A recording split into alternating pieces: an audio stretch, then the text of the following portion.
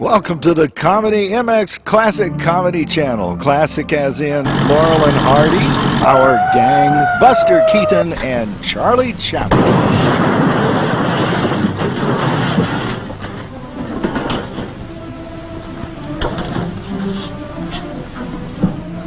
Thank you, boys. Where you be when I need you? Right here. Okay. I told you not to make that last payment.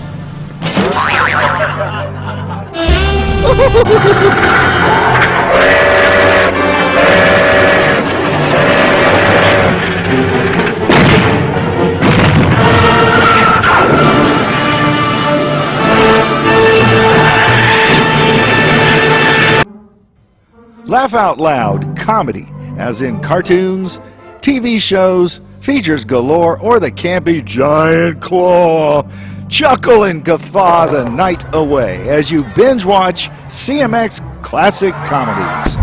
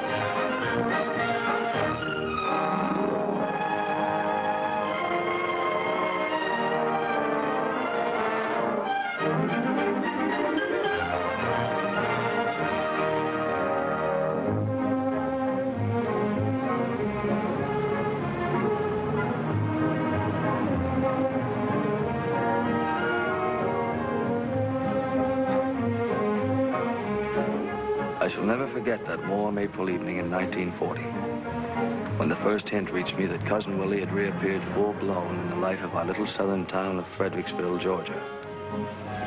Until the moment he telephoned and invited me to supper, I hadn't even known I had a Cousin Willie.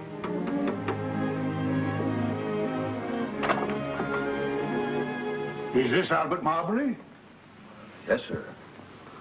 Are you Cousin Willie? I am. Come in, my boy, come in. It's good to see kinfolks again. I used to know you when you were no taller than a duffel bag.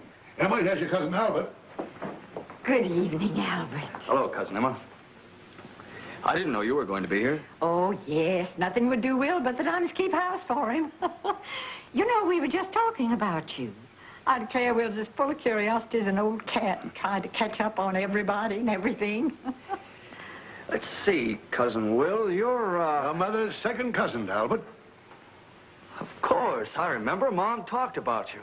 You sent us a bolo knife from the Philippines one Christmas. I did? Sit down, Albert. Supper will be ready any time now. Thanks. You back in Fredericksville for good now, Cousin Will? Well, I don't know. I've only been here a week. Hardly time enough to decide whether this is a garrison or a bivouac area. But you're retired, aren't you? Yes, Uncle Sam has turned the old horse out to graze. What may I offer you to drink, my boy? Well, if Cousin Emma doesn't mind. Oh, don't pay any attention to me. Orderly? I guess a little whiskey and branch water, anything else you say.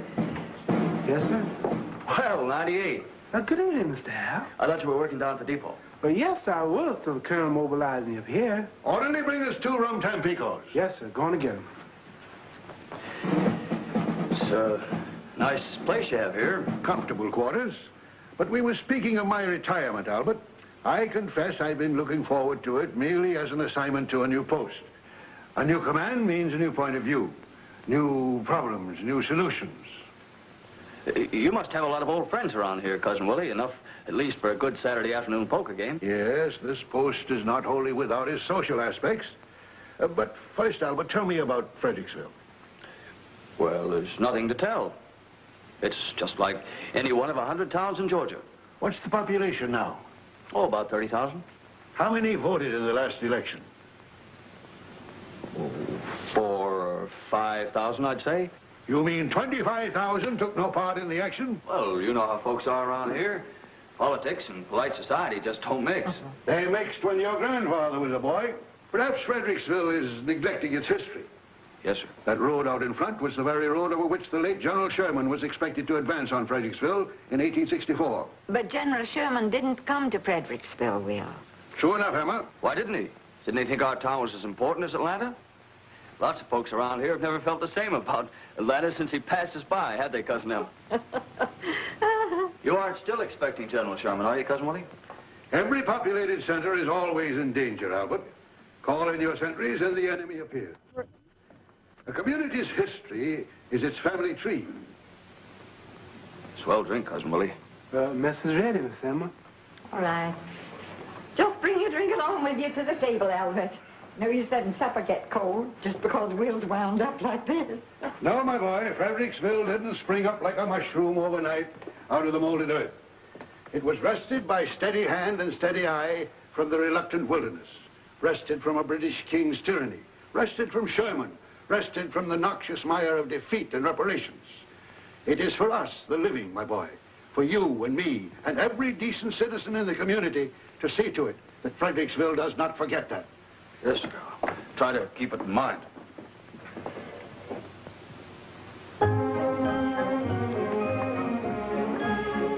By morning, I had forgotten about Cousin Willie, for it was Confederate Memorial Day.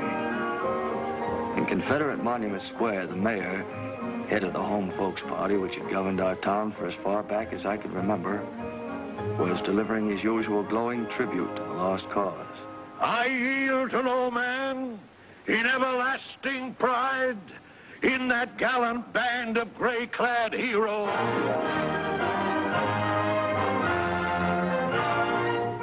With the mayor's salubrious phrases still ringing in my ears, I returned to my job under leader. Say, how about handing this to Dewey? Sure. Thanks.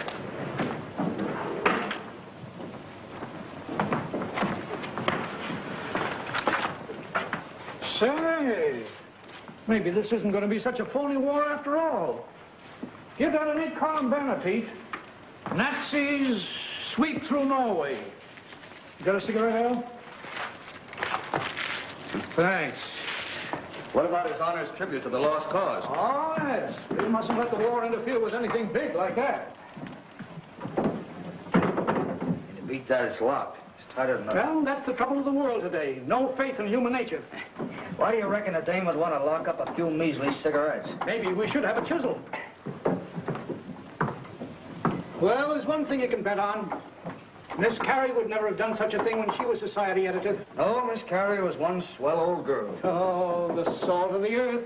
But this new dame... Yeah, and all these fancy things here, Venetian blinds and flowers and rugs. Yeah, just like I say, there ought to be a law against women in newspaper. Louise! Yes, sir. Look at this. How come that other paper up the street gets a full-page ad from Cromarty's and we only get 6 inches?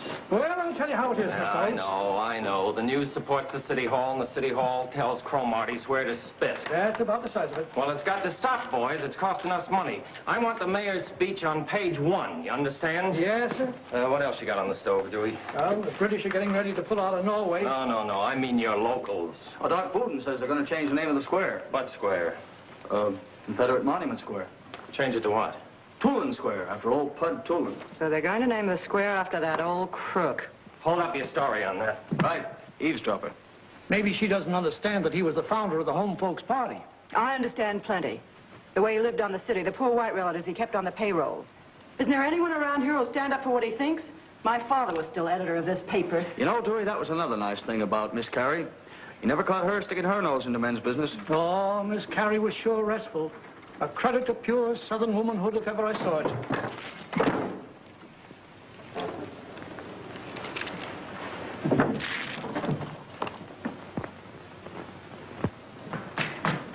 Dewey, I want a Sunday editorial on Pud Tulin. Pud Tulin?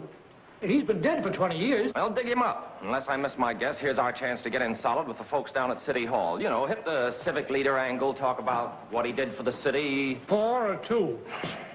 Ended off on the note, the leader takes pride in joining its voice to the clamor for naming Monument Square after its benefactor and so forth. The time has come in the growth of the expansion of our city and so forth, however you feel it. Give it the works. But isn't that dynamite? Listen, I'm from Ohio. Maybe I don't feel the way you Southerners do about these things. I've got to think about the red and black ink on the books. My bosses sitting up in Chicago aren't worrying about what Stonewall Jackson did at Manassas. And let me see it before you set it up. I may want to add something. Be a mighty big surprise to old Pud, I'll bet. Beg pardon? Where will I find the managing editor? Right in there. Thank you.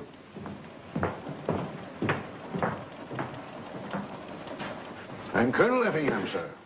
W. Seaborn Effingham, Colonel, United States Army, retired. Good morning, Colonel. Take a chair. Thank you. You're visiting in Fredericksville, Colonel? Not at all. I was born in Fredericksville. My father and my grandfather and my great-grandfather were all born in Fredericksville. Joan Effingham, Fredericksville is home. I see. My people have always been soldiers. My grandfather fell at Chickamauga, his grandfather at Saratoga. When Beauregard fired on Fort Sumter, my own father, unfortunately, was only 9. That was a little young. I myself was wounded at San Juan Hill. I was at the siege of Panama. For 50 years, Mr. Editor, the forces of civilization had been held at bay on the Isthmus, unable to join the waters of 2 great oceans. And do you know what blocked them? Gatling guns, mini balls, superior forces, guerrilla bands, mosquitoes. Well, perhaps one of my boys could fix up a little story for Sunday. Stegomyia fasciata. For half a century, the enemy, less than a quarter of an inch in stature, blocked the economic march of a nation of 100 million people. It was insupportable. Well, Colonel... We blockaded General Stegomyia, to wit the mosquito. We cut him off from reinforcements. We hammered his communications. So you're back in Fredericksville for good now, Colonel? We sprayed his concentrations with oil. We screened his wells. We put 5th columns of fish in the water to attack his ammunition dumps. But more of that another day. What I'm leading up to, Mr. Editor, is the possibility of a column of war commentary in your paper. War commentary?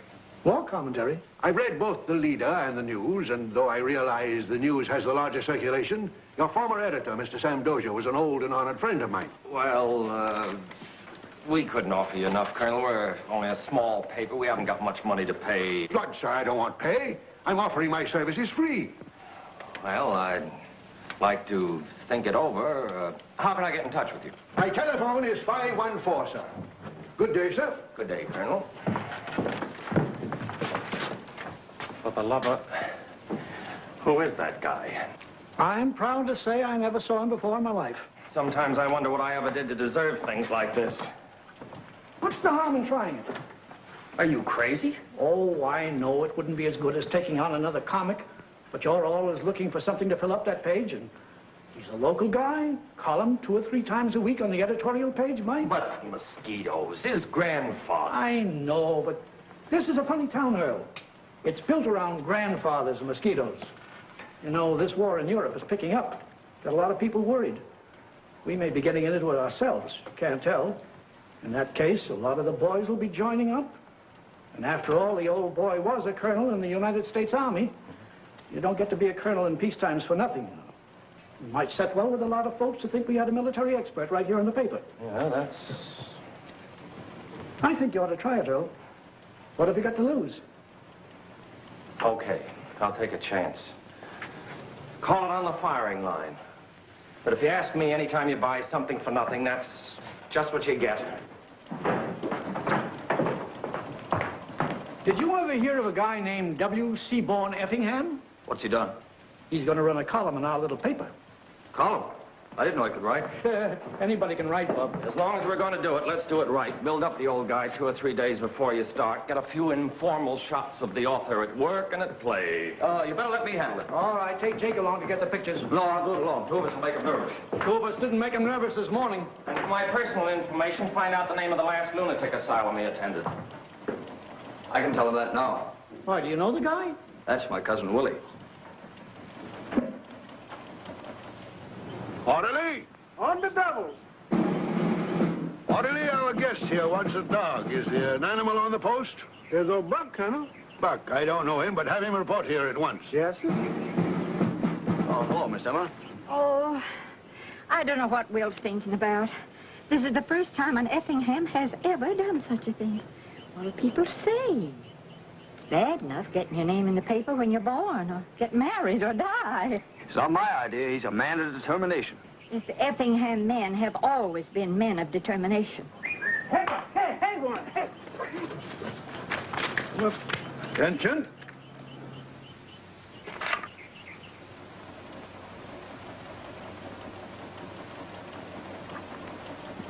It's got reader confidence written all over it. What's his name? W. Seaborn Effingham. Colonel, United States Army, retired. The dog. Look. His name's Rover. Our subscribers seemed to open their arms to the pair. First thing we knew, our leading citizens were giving parties for them in the most stylish houses in town. Good evening, Mr. Elmer. Good evening, Mr. Well, Will. How's the old publicity hound? Good to see you, Clyde. Irving, how are you? Man, they've certainly been giving you plenty of write-ups. Everybody in town must know Colonel Effingham and his faithful old dog Rover by now. How does it feel to be in the limelight, Will? Well, I'm used to being shot at. Anyhow, Will, we want you to know we're right behind you. Thanks, Clyde. Sorry I can't offer you anything but punch, but if you boys will step out into the kitchen... I've already sweetened it just a mite, Mr. Clark. Here's to you, Will. And to our good old Billy Goat days together. And to Will's new column. Oh, yes, Scola. Here's your good health. I can't get over it. Old Will here, a colonel in the Army, been everywhere, seen everything, and we've just sat home and kind of mildewed. Oh, on the contrary, you gentlemen have made substantial successes in your chosen fields of endeavor. Jesse and you, Sterling, presidents of flourishing banks, and Clyde, head of the Southeastern Fertilizer. Oh, we managed to keep a roof over our head. Will Effingham! You don't remember me. Clara Breckenbridge. Clara Miggs now. You remember Charlie Miggs? He was at dancing school with us. He was always a lucky dog. I would have known you anywhere, Clara. Still the finest figure in Georgia. Oh, now, Will, there you go, the same old flatterer. I declare, I don't know how you ever escaped marriage. Colonel Effingham, I'm Alice Sue Dozier. I believe you knew my father, Sam Dozier. Sam Dozier, one of the most courageous editors Georgia ever produced. I rank him with Henry Grady. I'm delighted to know his daughter. Thank you. You probably see a lot of this little girl now that you're a fellow worker. Fellow worker? I felt some Dozier had to be on the leader. It's a pleasure to join forces with you any day, my dear. To the ladies, under whose sheltering wings lives the valor of Fredericksville. Excuse me, Alice Sue. Oh, hello, Ed. Colonel Effingham, this is Mr. Edward Bland, professor of economics in the high school. Good evening. How are you, Colonel? Isn't this our dance? Oh, I'm sorry, Ed, but I've been saving this one for Colonel Effingham. Will you dance with me, Colonel? It's an honor, my dear.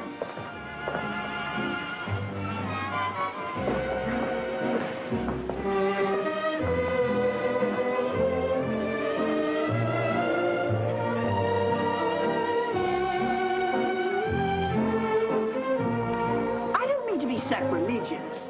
But you know who Will reminds me of, if he had a beard? General Lee.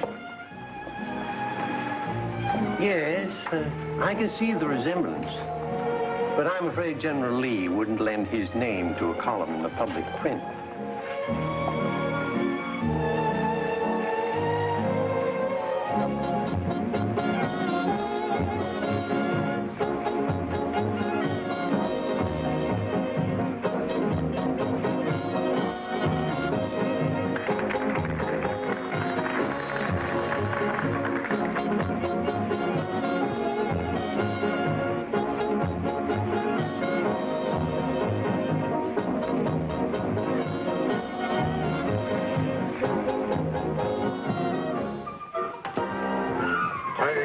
Turn ye from your evil ways. Amen.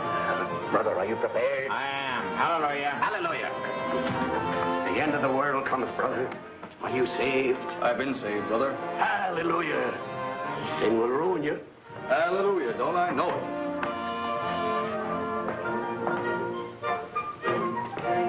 Good morning, Albert. How are you, my boy? Fine, Cousin Willie. How's the war going?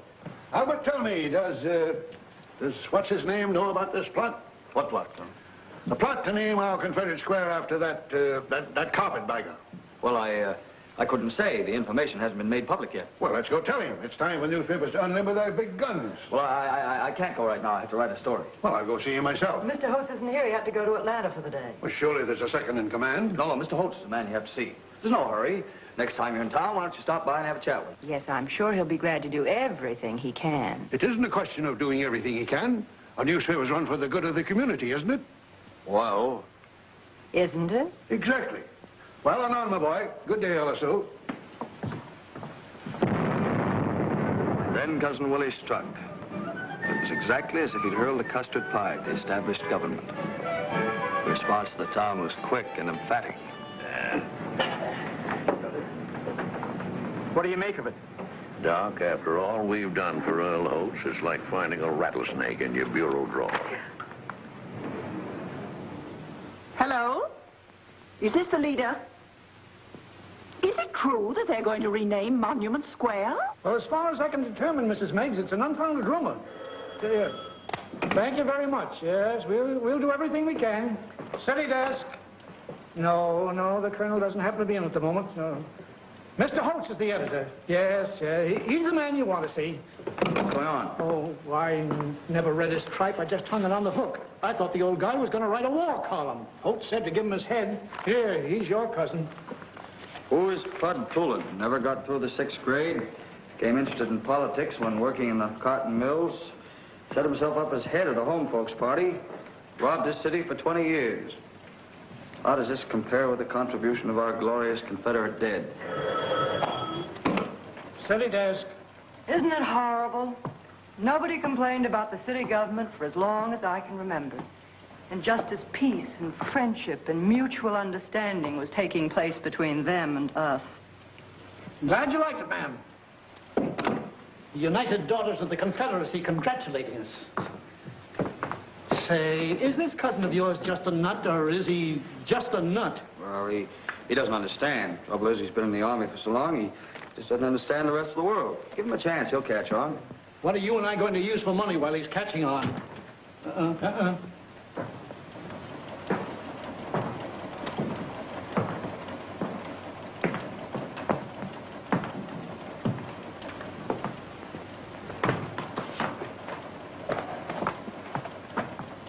How'd it get by you, Dewey?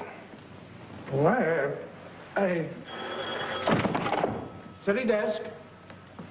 It's for you, Mr. Holtz. Hello. Mr. Holtz, this is Mrs. Clyde Manager. I just want to tell you how terribly pleased I am, how terribly pleased all my friends are with the position Colonel Effingham has taken on your paper in regard to the renaming of Confederate Monument Square. Thank you. Goodbye.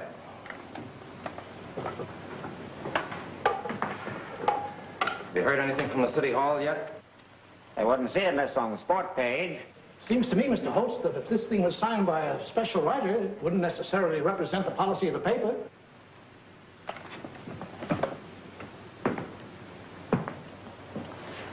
Mrs. Manido's words must have fallen so sweetly on his ear as to undermine his sense of reality. At any rate, his reaction was simply to write a new editorial to fit the circumstances, offered in the spirit of righting a wrong.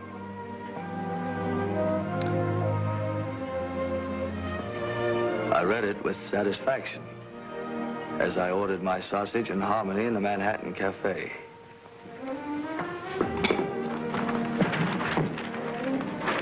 Then I turned the page to Cousin Willie's column.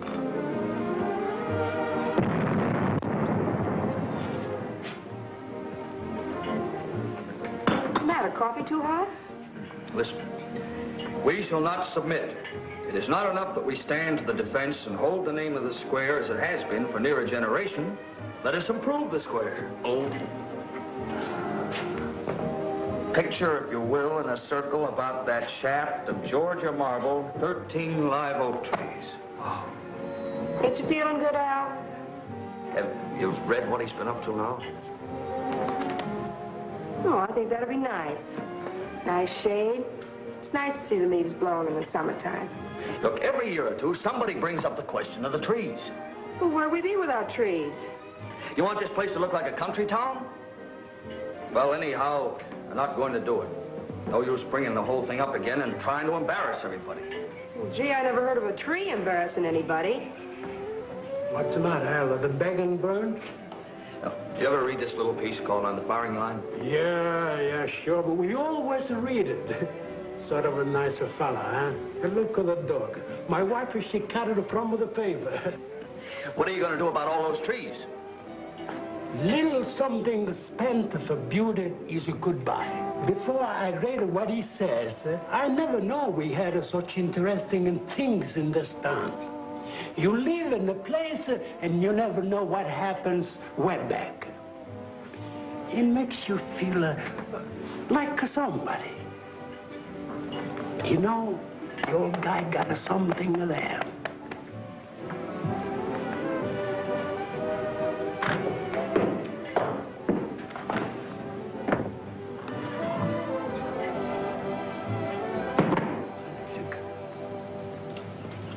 On guard. Straighten your body, man. Straighten your body. Bend your knee. Mr. Consul, won't you rather have a rum Tampico? Position. 1, 2, thrust. Watch your feet, man. Watch your feet. Mr. Consul, I'm going to watch my feet in here, too. Come in, Albert. We're just keeping in shape. Have a seat. Cousin Willie, you know the mayor, don't you? I haven't had the pleasure of meeting His Honor. Well, the mayor's a garden fancier. He loves trees and flowers. Seems to me it'd be nice if you'd consult him about planting those trees. Naturally, he'd like to be in on any civic improvement of this type. You know, take a little of the credit. I don't care anything about the credit. I want the trees. On guard.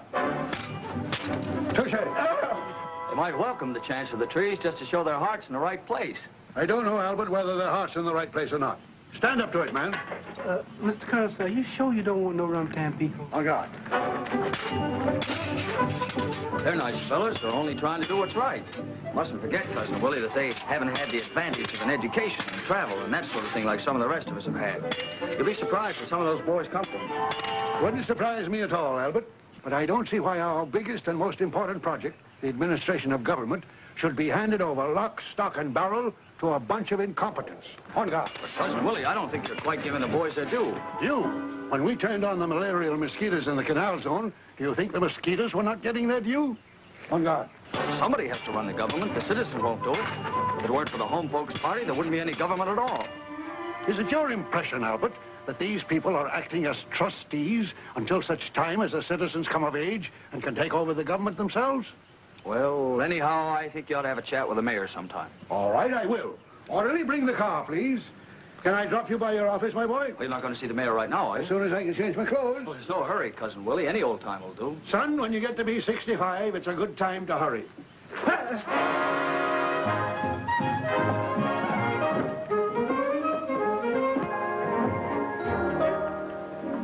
Well? Your name is familiar to me, Colonel, but I can't seem to put my finger just where I've run into it before. Are you here in Fredericksville in connection with national defense? Defense of America is the nearest thing to my heart. What I want to discuss with you, Mr. Mayor, is the desirability of planting 13 trees in a circle about the Confederate monument. You write that column in the leader. I do. I knew your name was familiar to me. Well, Colonel, I tell you what you do. Now, understand there's nobody in Fredericksville that loves trees more than I do. Any kind of beautification appeals to me. But there's a water main under Monument Square that might be disturbed. And you can't dig up a water main just to plant a few trees. Now, why don't you go see Mr. Clemmer, the city engineer? I couldn't do a thing without his approval. It's been nice to see you, Colonel. Anytime I can be of service. Good day, sir. See what I have to put up with? No gratitude. Sometimes I wonder why I ever let him put me up for bear in the first place. I don't blame you, Cousin Ed. And don't you Cousin Ed me around here. I'm enough to contend with without relatives. Look at you're making a mountain out of a molehill. The way to handle these nuts is to agree with them. Let them plant these trees. Are you crazy? Do you want to undermine the whole city government? No, certainly not, Doc. But while we're improving the park, planting the trees, we'll just go one step farther and improve the whole square by putting up the new courthouse. He'll think the whole idea is his. What do you think, Doc? By granny, I believe Joe's got something there. Yes, sir, Joe. I think we've hit the nail right on the head. From now on, this Effingham Colonel's playing second base on our team.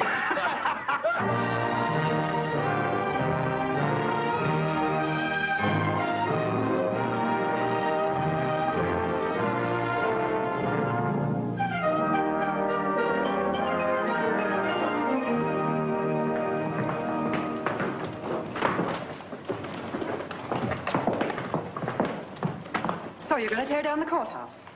I have nothing to do with it. You could stop it. How? You could if you wanted to. Look, the old fire trap's about ready to fall apart anyhow. Well, how'd it wear out so quickly? It's been worn out for years. It just discovered. Well, why didn't you keep it repaired?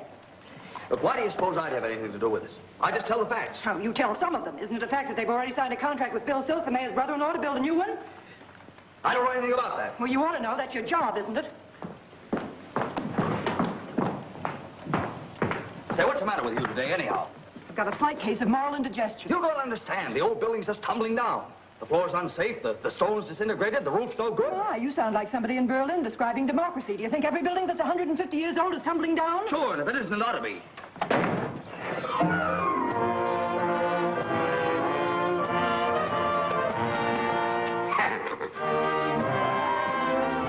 The end of the world comes, brother.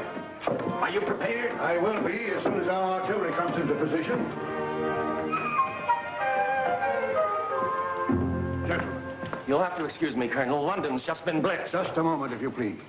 May I presume to ask, what is the attitude of this newspaper regarding the destruction of that fine old landmark, our courthouse? Oh, later, Colonel, later. Dewey, get this set up. I've searched your column for a word of condemnation of this diabolical plot, but I could find nothing, sir. I'm afraid you don't understand, Colonel. The courthouse is in a pretty dangerous condition. Who says so, may I ask? The two best structural engineers in this section. Local engineers. The condition cannot be determined except by a man from out of town, one who has never even heard of this courthouse. When I was in the canal zone... Excuse me, Colonel, I just remembered a date. I had the privilege of seeing the great Miraflores locks hewn out of the jungle, one of the greatest feats of skill in that entire monumental project. The man principally responsible was a Captain Hickok, now Major, U.S. Army Corps of Engineers. Major Hickok is now retired and living in Atlanta. Let him look at this building.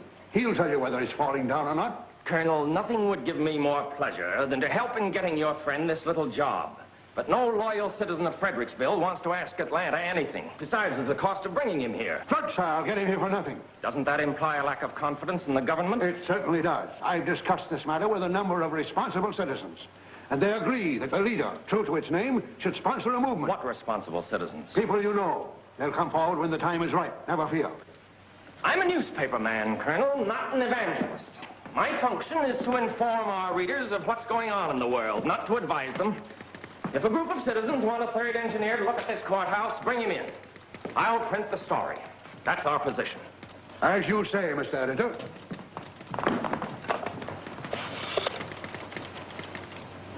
Long distance, please.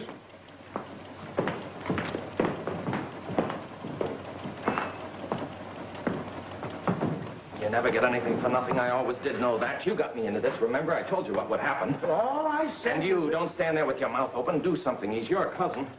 I tell you, no private citizen has the right to go meddling in public affairs that don't concern him.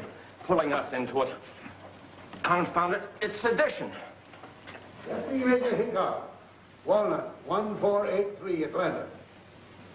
Now, I don't want to reverse the charges. Charge it to the leader.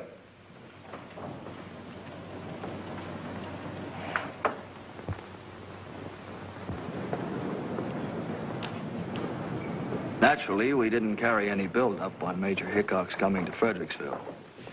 But I was detailed to accompany him and the colonel on their tour of the building, just to make sure they didn't go into a huddle and fling us a fast one. Of course, if the major should happen to agree with the local contractors that a new building was needed, it was to be a page-one story with a byline. I don't quite see how this old wreck rates a society column. I'm just here on my own. Curiosity? Interest. Trying to check up, Trying to make sure I won't draw any wrong conclusions. Possibly, or print them. How do I get up onto the roof? Right this way, gentlemen.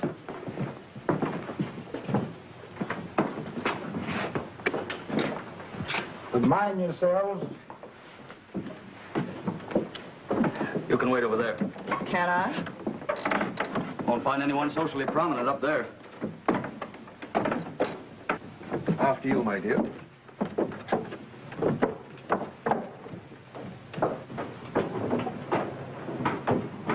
Fire up here? Way back, just after the war. War between the states? No, sir. That other war. Surface charm. I'd like to see the rope.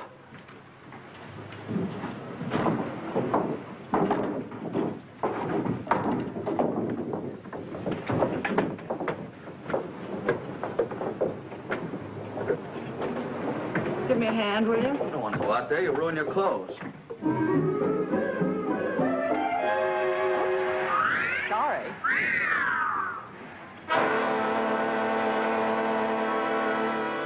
What's the matter with that Effingham colonel, anyhow? Bringing in that old has-been engineer from Atlanta. Is he a rat or something? Wait, let's get down to grassroots. What does this guy own? 5 acres in the country and a $500 Ford. But what sort of business is he in? Maybe we ought to inspect his plumbing. He's retired. What does he live on then? Yeah, he gets a pension from the United States government. He's still got a water bill, hasn't he? Reformers are mighty touchy about water bills. Gentlemen, the question before us is the new courthouse. Exactly. And if we don't watch out, he's going to get people to thinking we're trying to railroad this thing through. The people don't care. I don't know, Doc. You can never tell about that. My idea is to get the jump on him. Call a public meeting. Discuss the whole thing right out in the open. Show him we're not trying to hide anything. But, Ed, you're my brother-in-law, and the contract for the courthouse has already been signed. Don't you worry, Bill. You'll build it. We only want to do what's right and proper. Besides, how many people came to the last public meeting? Yeah, must have been 15, counting you and me. It's a good idea, Chief. Let the public get it off its chest. The public hasn't got anything on its chest but a shirt. Right, Doc. Suppose you call Holtz around the leader. Let him have the story. We set the meeting for a week from tonight in the courthouse in the Superior Courtroom. Think that'll be big enough, Your Honor? Well, it's not up to us to get a crowd.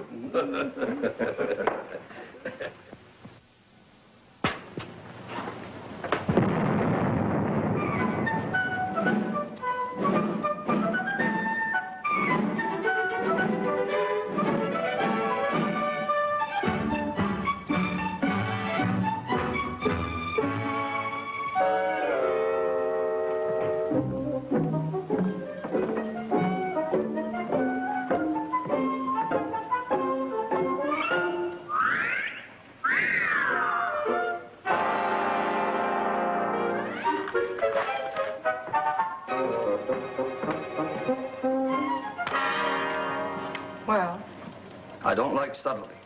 maybe you like petitions. Petitions? Would you like to sign one? I would not. What sort of petition?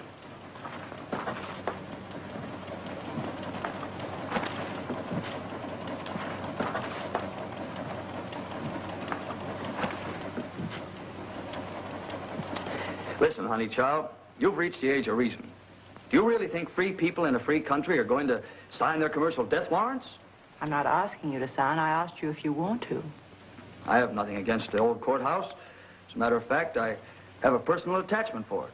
Just think Cousin Willie's stirring up a lot of unnecessary trouble. He's stirring up a lot of trouble, all right. Sort of feel sorry for the old guy. He's like a rabbit, bouncing out of his nice briar patch and leaping lickety-split across the field under the muzzles of 12-gauge shotguns. More like a rabbit to sit cowering in his nest. Put it on the desk, will you?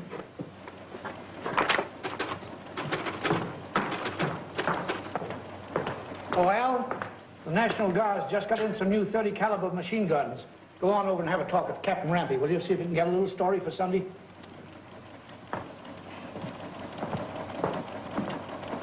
Well, it's water cooled. This is your water jacket, your hose, your water can. It fires from a belt of 250 rounds. And it fires at the rate of 500 to 550 rounds per minute. Not steadily, of course, but in short bursts. Then a funny thing happened. The captain talked and talked, but I didn't hear a word he said. Services from right to left for transverse. I just kept looking at that uniform and wondering how Ella Sue would like me in it. Well, here, this field manual will tell you all about it.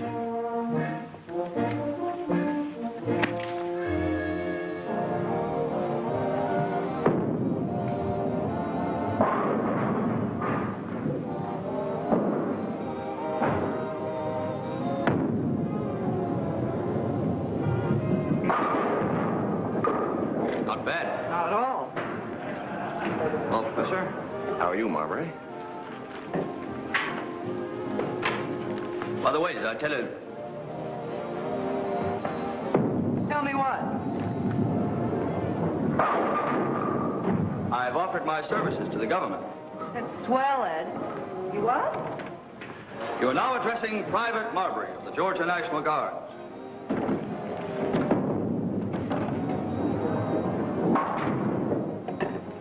I don't understand. Nothing to understand. Democracy is threatened. I reach for my gun. It's as simple as that.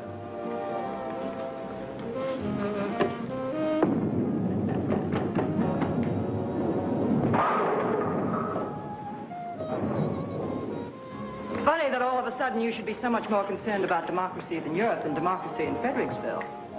My dear girl, what happens in Europe is directly connected with what happens in Fredericksville. We can't isolate our town and forget all about Europe.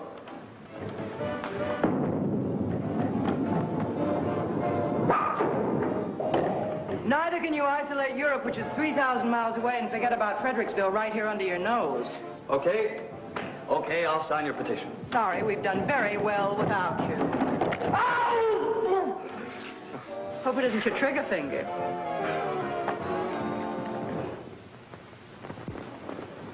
Thursday night was more fitting to moonlight and mint juleps than to public meetings. But to everyone's amazement, there was quite a turnout. We stay together, ladies. Mostly widows and old maid aunts. They know as much about running a town as a jackrabbit. Yeah, but they're the talky type.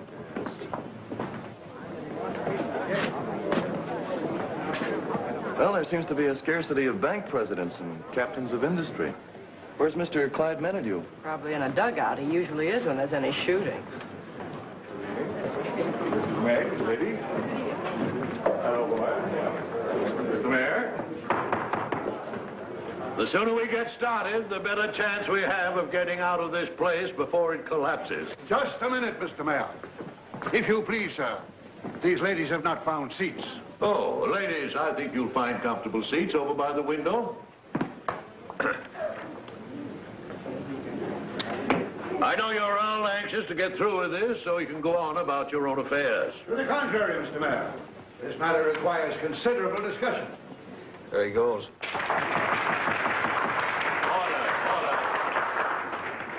We've invited you here tonight, ladies and gentlemen, to express any opinion you may have as to the disposition of this old building. Now, I'm going to ask the clerk to put into evidence as Exhibit A the reports of 2 independent contractors who have examined the building. All so sweet and legal. Nice-looking couple. Lovely. From that report, ladies and gentlemen, you'll be able to see that it is not a question of what we would like to do with this grand old building. It's a question of what we can do. Mr. Mayor,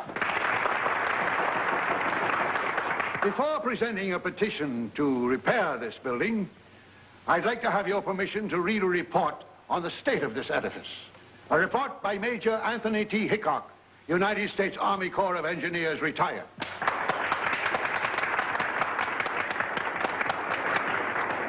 But we don't know anything about this gentleman. You've heard of the Miraflores locks, I presume, sir? Why, no, sir. I don't think I've ever heard of that particular brand. Have you heard of the Panama Canal? Why, yes, I've heard that. Major Hickok was the engineer in charge of that monumental achievement in the Panama Canal. He's examined this building from top to bottom and has filed his report. Has this man a license? Yes, has this man a license? A license? He has a Congressional Medal of Honor. Mr. Mayor, I move that the chair accept the Major's report in evidence. Certainly. I was just about to make the same suggestion. Proceed, sir.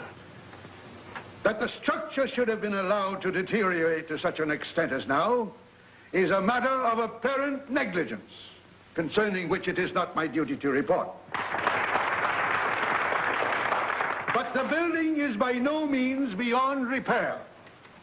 To destroy such a dignified and harmoniously proportioned structure is something which the pride of this community should go to great lengths to prevent. The council will be glad to take this report under its due consideration. Mr. Mayor, I make a motion that the chair call for a rising vote of those in favor of preserving this building. Second of the motion. Just a minute, if you please, Mr. Mayor. Mr. City Attorney. May I inquire if it is in order to call upon this meeting for a vote on a matter which is entirely the responsibility of the duly elected city officials? Does a gathering of citizens require a government license to vote on a public question?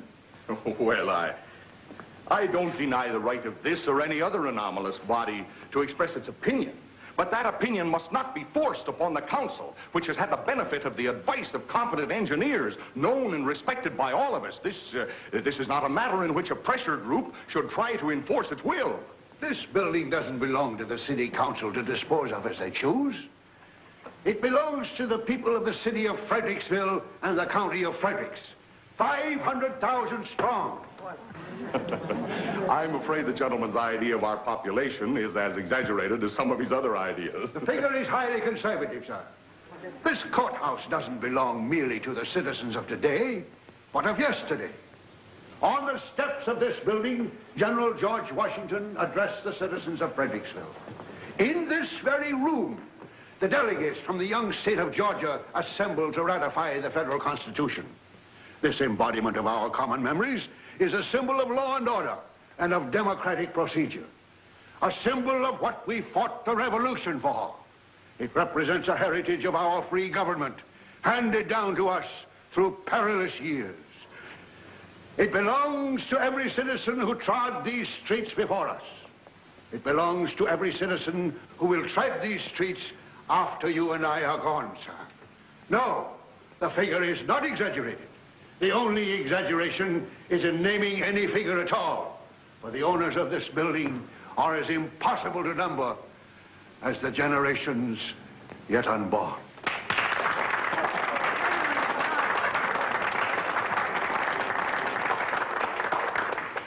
The old boy's quite an orator. But the contract's been signed. The council is, of course, interested in the opinions of the citizens. Whatever is done with this old building is going to cost money. The taxpayers' money. And it is our duty to see that that money is well spent. Now, in order to either rebuild or repair, we will need WPA help. If a grant can be secured from the WPA, it will take care of 1/3 of the cost. But the WPA is not interested in repairing old buildings. However, there is every reason to believe that a grant of 1/3 can be obtained toward building a new courthouse. May I ask, what would be the approximate cost of these two projects? Approximately $375,000 for a new courthouse. And for repairing? $390,000. You mean to say it would cost $15,000 less to build a new courthouse than to repair this one? $15,000 on the face of it, ma'am. But when you add to that saving the $120,000 that the WPA will probably grant, you have a total saving to the taxpayers of something like $150,000. Preposterous. What kind of repairs would cost $390,000? It's all contained here, sir, on the report of the architect, which unfortunately is too long to read. This building should be preserved, no matter what the cost.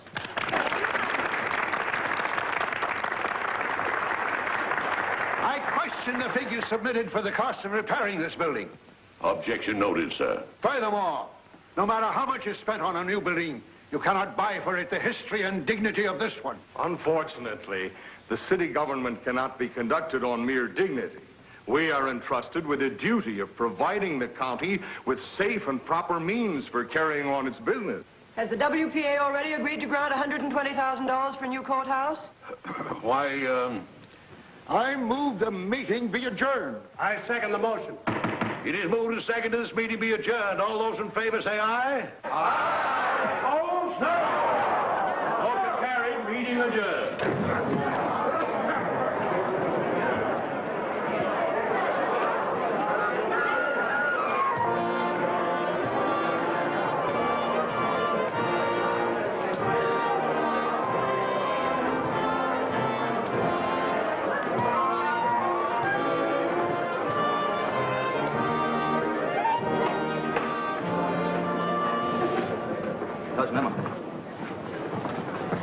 This means he's going to lay off. He ought to know by now he can't do anything with these people. They have too much power. Why don't you steer him to raising roses or camellias or anything? Cousin Willie, have you a statement for the paper? You may say I have nothing but praise for the magnificent behavior of the troops. Well, at least I'm glad it's all over. There's been no order to sound retreat, madam. I'm scarcely mobilized.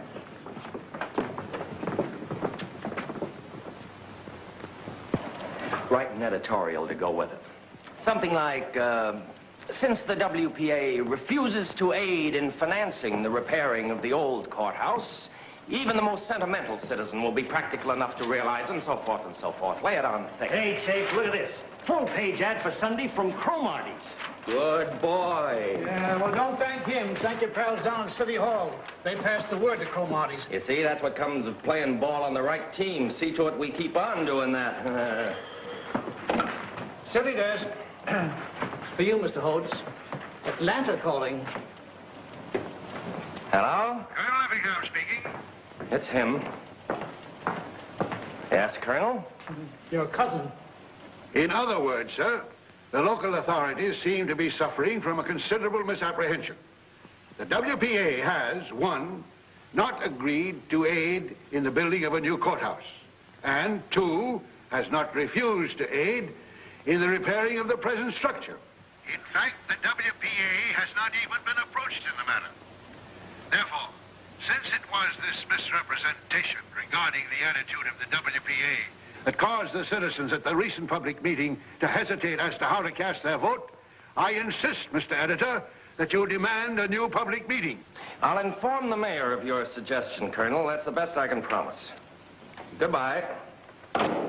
Give me strength. What are we going to do with him? Why don't the officials do something? Is the whole country headed for chaos? Is he trying to start a second party here with all the wastes of campaigns? Why, some of these people have been in office since they got out of the 5th grade. They know their job. Is he trying to turn them all out on the street? You're not going to print that, are you? If we don't, the news will blow it wide open, especially when they see what we got from Cromarty's. Al, go and tell the mayor we've got to run it. Maybe they can think of something. Who, me? He's your cousin. Why did he have to come back here? Nice and peaceful and contented. Couldn't he stay in Panama with General Stegomaier, to wit, the mosquito? For your identification tag. Oh, hello. This makes you know Mr. Marbury, one of our bright young reporters and one of our most patriotic citizens. Well, yes, of course. You're a relative of my very dear friend, Colonel Effingham, aren't you? Sort of. They're devoted. Hey, Al.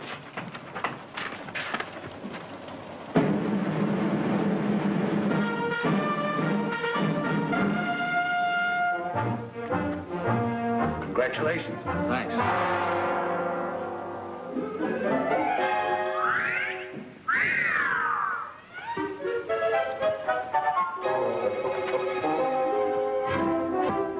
The town took it like a man. 2 or 3 people called in about the meeting, but they were mostly just surprised or sorry. There was no suggestion of resistance. My dear, the fault lies with the High Command. We made the tactical error of withholding our reserves too long. The time has now come to throw in our storm troops and our capital ships. Then you're not discouraged, Colonel? Discouragement has no more place in a soldier's equipment than an inner spring mattress. To our capital ships.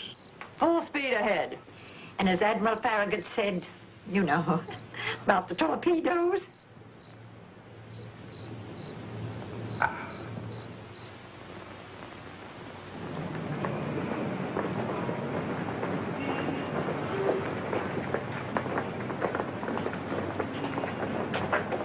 Top on the list of the colonel's reserves was his friend Sterling Tignor.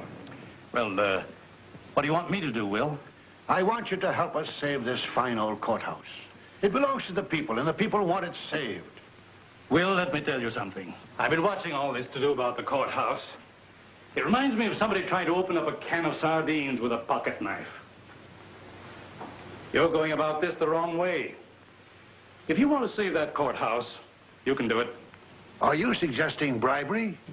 These are practical men you're dealing with. They listen to reason. I'd be willing to make a personal contribution of any reasonable amount myself. What you suggest is unthinkable and indecent.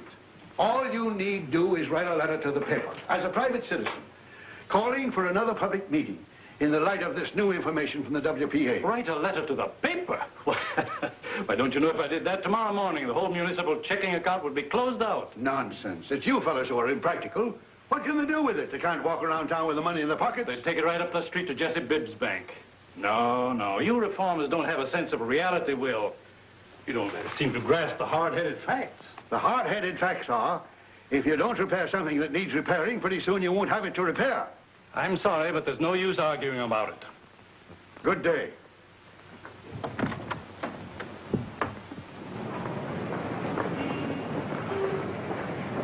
I'm sorry, Will, but you're making a mistake, a great mistake, to antagonize these people. Antagonize? Do you advocate appeasement? No, but what you're proposing is that I stab my stockholders in the back. And that I'm most assuredly will not do. What about all the widows and orphans who own stock in the Bank of Fredericksville? What, sir? What about all the widows and orphans who own stock in the city of Fredericksville? What are you afraid of, man? No citizen has anything to fear from a politician. The young men of this town will be going off to war soon. They've volunteered to serve their country in time of war. When they come home, they must be prepared to volunteer to serve their community in time of peace. To confront every enemy of progress wherever he shows his head. What sort of example are we going to set them? I'm sorry you won't see this realistically, Will. Idealism is all right in this place, Idealism is everything, Jesse. Without it, you go stumbling along in the dark day after day. It's your match in the Dark Tower. Oh, romantic, then, whatever you want to call it. There's nothing more romantic in any of us than to think we are not romantic. We are such stuff as dreams are made on. Well, never mind. There's one man in this town who sees things the way I do. Clyde Manitou. He can buy and sell a lot of you bankers, and you know it. I let him call the tune. We'll see if you fellas dance. Yes, sir, I should have consulted Clyde Manitou in the first place. He'll put a stop to this invasion.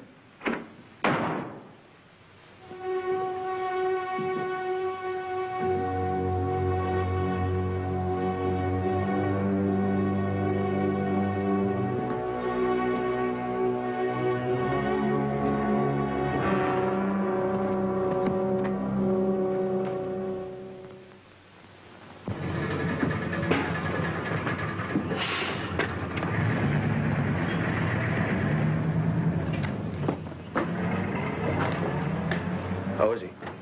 Mighty poorly, Mr. Al. Where's Miss Emma? She's inside.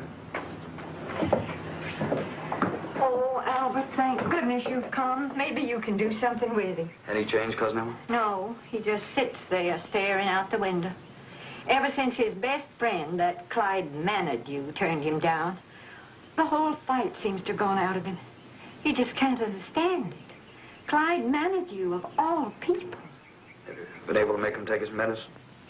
Yes, that's what worries me. He takes it without hardly any fussing at all. And you know how cranky he used to be about medicine. It's not like Will to give in so easy. Could I see him? Yes, go right on up. Maybe you can do something with him. Oh, stop playing that thing about he can't hear himself think around here. I ain't playing none, Miss Emma. I ain't touched it since the colonel... Well, then play it. Stop acting like there was a funeral in the house.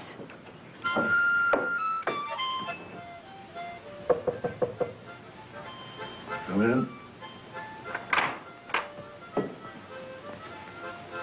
Hello, Cousin Willie. Step in, Albert.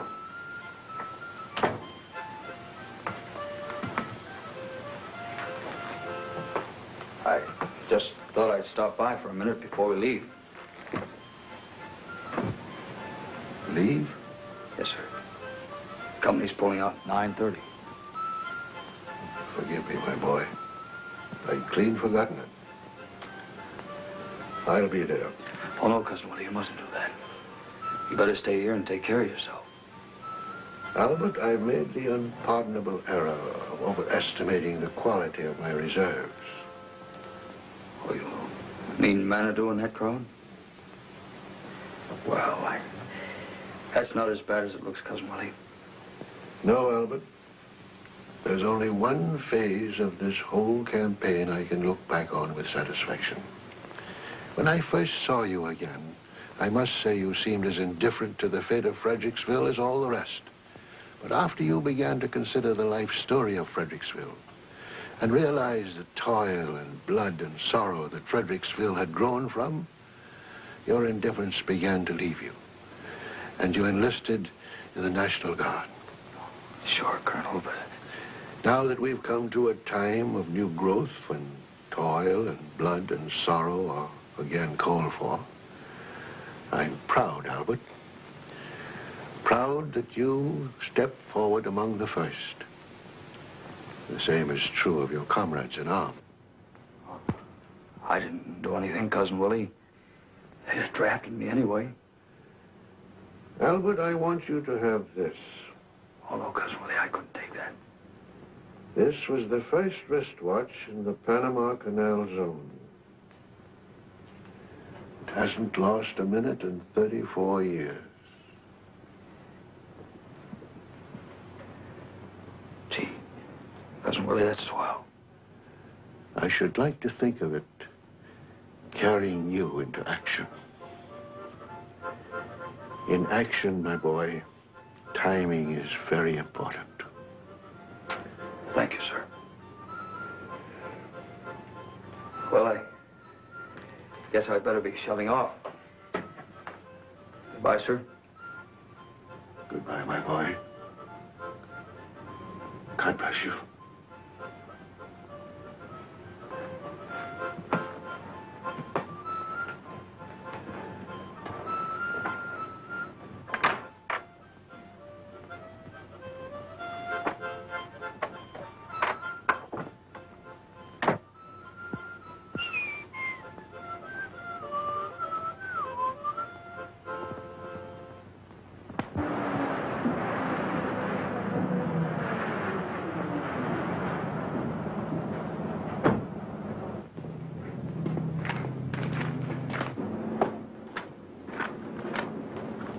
Hello, Dr. Evans. Oh, good afternoon, Albert. Say, Doc, what's the real lowdown on the Colonel? Well, I'll tell you, Albert. He ought to be in a hospital, but I can't do a thing with him. He refused to budge from the house. Is he gonna get well? Not unless we can put some fight back into him. Give him something to get well for. The way he is now at his age, it's hard to say. But we'll do our best. Goodbye.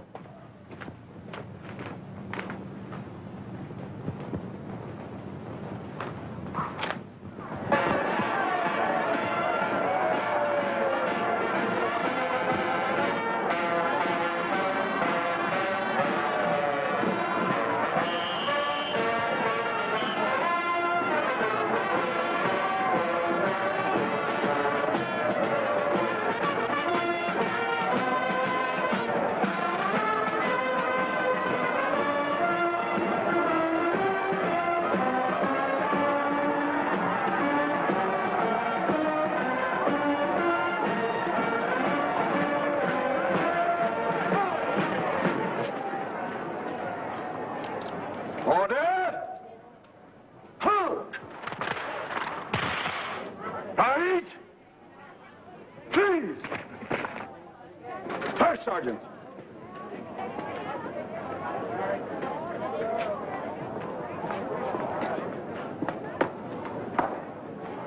Dismiss the company.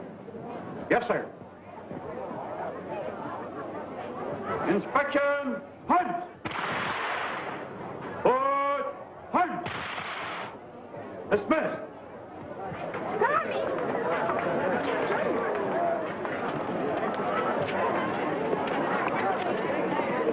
Hello?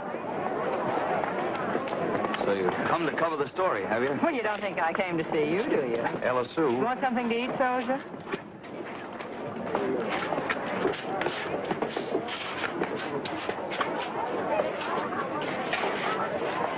Have you a statement for the press? Only that I wish to convey to our esteemed city leaders my heartfelt appreciation for this delicious barbecued pig, without which democracy as we have known it in Georgia...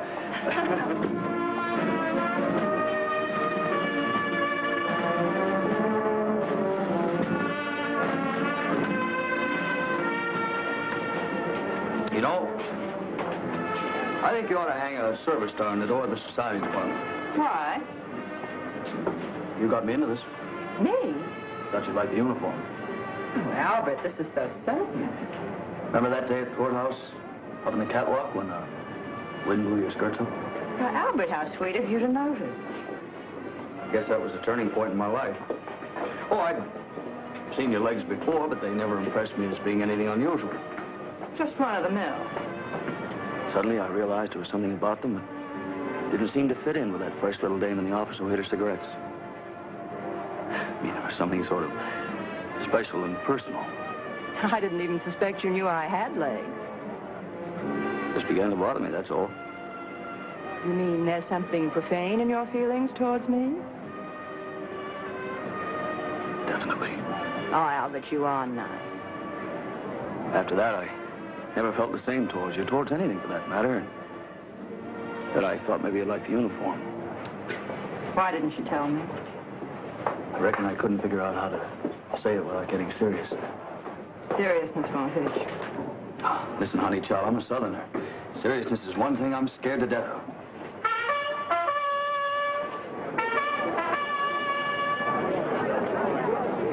Ladies and gentlemen, it is my privilege and distinguished pleasure to present His Honor, the Mayor.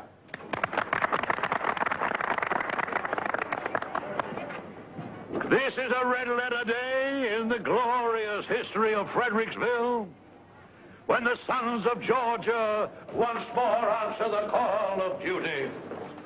Words fail me to express the gratitude that we, the citizens of this community, feel for you young men who are going forth like your fathers of old to preserve and protect our way of life and the ideals of government of the people, for the people and by the people.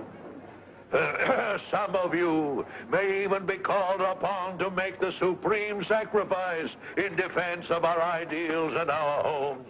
But boys, I want you to remember this. You can always count on the folks at home. And when the war is won, you come marching back in triumph, you'll find the home folks right here waiting for you. And the home folks party.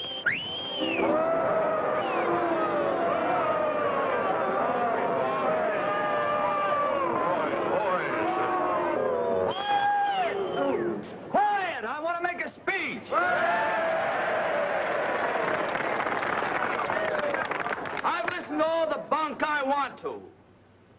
We guys are going out to do a job that's got to be done. Maybe we won't get back in time for the next election. But when we do get back, we want to make sure that we're going to have something to say about what's going on around here. Too many of us have sat back like scared rabbits. We're scared to talk, scared to vote, scared to even look at things the way they are. But maybe by the time we get this job done, we won't scare so easy. Maybe more people heard Colonel Effingham than you thought. When an honest man speaks out, you'd be surprised how many people hear him.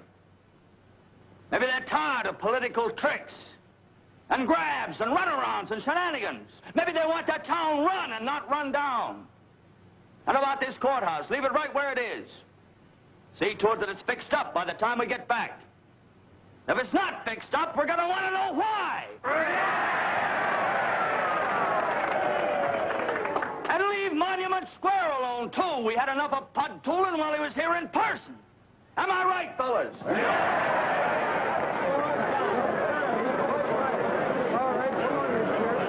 All right, what's your answer, Mr. Mayor? We want it straight.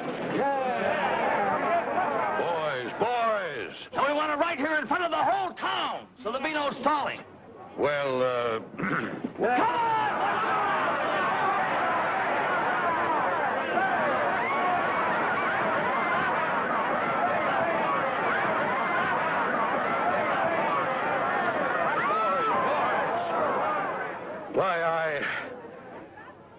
we promised.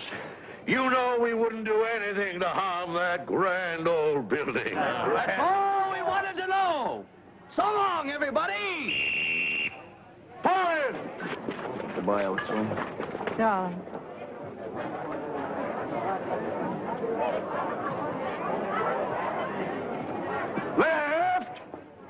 Teams!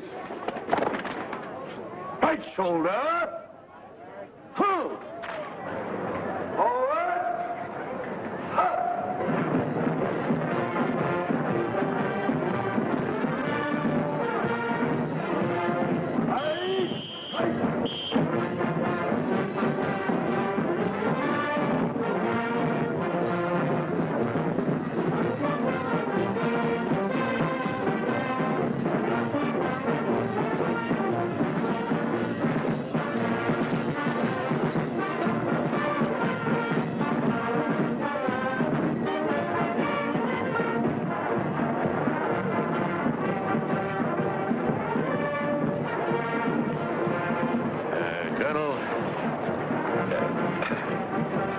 I'm sorry, Will.